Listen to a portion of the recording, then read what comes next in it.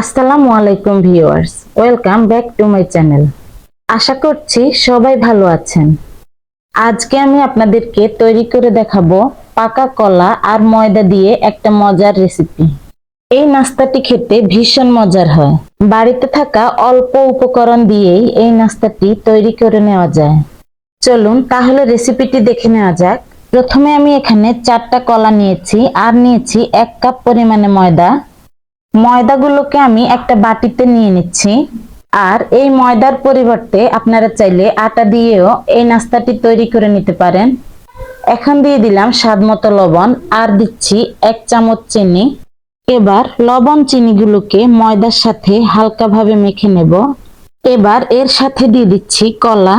এই কলাগুলোকে আমি হাত দিয়ে ভেঙে এই ময়দার সাথে মেখে নেব।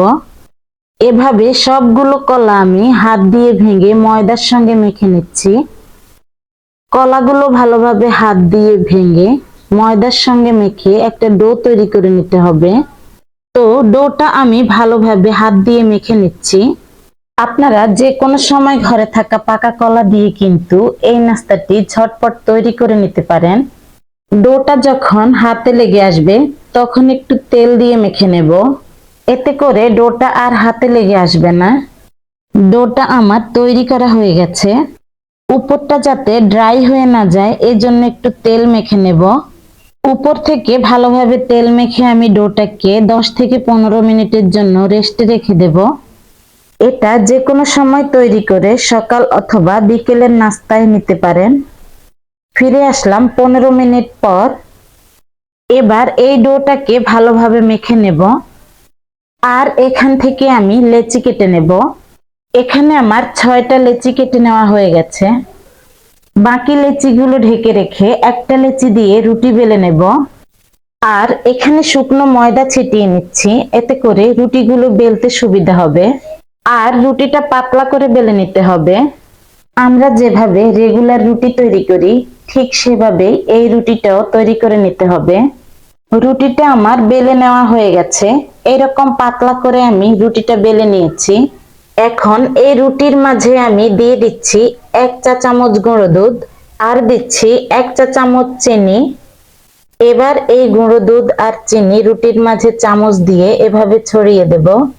দুধ চিনি ভালোভাবে রুটির মাঝে ছড়িয়ে দেওয়ার পর রুটিটাকে ভাঁজ করে নিতে হবে। যেভাবে করে আমরা মোগলাই পরোটা ভাঁজ দেই ঠিক সেভাবেই রুটিটা ভাঁজ করে নিতে হবে।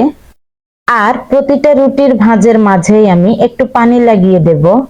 ভাঁজ দেওয়া খুবই সহজ, আপনারা হয়তো দেখে বুঝতে পারছেন। আবারও আমি ভাঁজের মাঝে পানি দিয়ে দুটো সাইডে ভাঁজ করে নেব। একদম মোগলাই পরোটার ভাঁজ দিয়ে সবগুলো নাস্তা এভাবে তৈরি করে নিতে হবে। এরকম কলার তৈরি পিঠাগুলো খেতে কিন্তু খুবই মজাদার হয়। এই নাস্তাটা আমার তৈরি করে নেওয়া হয়ে গেছে। এভাবে রুটি বেলে আমি অন্যান্য নাস্তাগুলো সেম ভাবে তৈরি করে নেব। এরকম ভাবে নাস্তাটি বাসায় তৈরি করে দেখবেন। যদি ভালো লাগে তাহলে লাইক, কমেন্টস এবং শেয়ার করে নেবেন। যারা আমার ভিডিওটি ইউটিউব চ্যানেল থেকে দেখছেন তারা প্লিজ চ্যানেলটিকে সাবস্ক্রাইব করে নেবেন। আর যারা ফেসবুক থেকে দেখছেন তারা পেজটি ফলো দিয়ে রাখবেন এবং বেশি বেশি ফ্রেন্ডস এবং ফ্যামিলির সঙ্গে শেয়ার করে নেওয়ার অনুরোধ রইল। অনেক বাচ্চারা আছে যারা কলা খেতে পছন্দ করে না, তাদের জন্য এই নাস্তাটি ঝটপট ভাবে তৈরি করে টিফিনে দিতে পারেন। একইভাবে এই নাস্তাগুলো ভাঁজ দিয়ে নিতে হবে। আর এরকম ভাবে রুটির মাঝে পানি দিয়ে ভাঁজ দিলে নাস্তাটি ভেজে নেওয়ার সময় আর খুলে যাবে না। একই প্রসেসে এই নাস্তাটাও আমি তৈরি করে নিয়েছি। সবগুলো নাস্তা আমার তৈরি করে নেওয়া হয়ে গেছে। এখন আমি এই নাস্তাগুলো ভেজে নেওয়ার জন্য চলে যাব। চুলায় আগ থেকে আমি তেল গরম করে নিয়েছি। এখন একটা একটা করে এই নাস্তাগুলো আমি তেলের মধ্যে দিয়ে দেব। যে সাইডটা আমি ভাঁজ করে রেখেছিলাম সে সাইডটা তেলের মাঝে দিয়ে দিচ্ছি। চুলার আঁচটা মিডিয়ামে রেখে নাস্তাগুলো ভেজে নিতে হবে। এই নাস্তাটা হাই হিটে ভাজতে গেলে কিন্তু পুড়ে যাবে।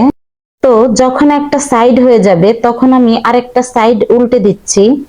এভাবে করে উল্টে পাল্টে আমি এই নাস্তাটা ভেজে নিচ্ছি। আর এই নাস্তাটা ভাজতে কিন্তু খুব বেশি একটা সময় লাগবে না। অল্প সময়ের মধ্যেই ভেজে নেওয়া যায়। তো এই নাস্তাটা আমার পুরোপুরি ভেজে নেওয়া হয়ে গেছে। আমি এবার তেল ঝরিয়ে এই নাস্তাটা তুলে নিচ্ছি। আর বাকি নাস্তাগুলো সেম ভাবে আমি ভেজে নেব। তো দেখলেন তো নাস্তাটা তৈরি করে নেওয়া কতটা ইজি।